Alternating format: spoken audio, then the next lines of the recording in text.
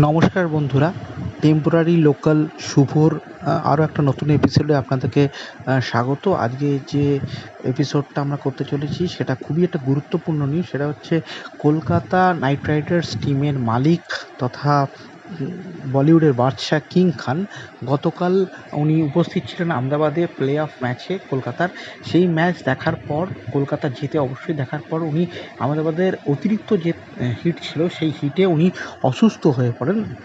তার heat stroke হয়, dehydration হয়েছে এবং সেই কারণে তাকে আজ সকাল 11টা কি 12টার দিকে তাকে হাসপাতালে ভর্তি করা হয়েছে। কেডি হাসপাতালে আহমেদাবাদে ভর্তি রয়েছেন তিনি।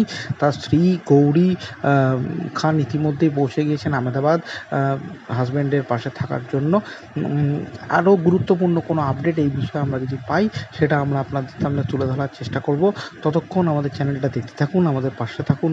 যদি আমাদের ভালো লেগে থাকে তাহলে অবশ্যই লাইক এবং সাবস্ক্রাইব করে আমাদের পাশে থাকবেন।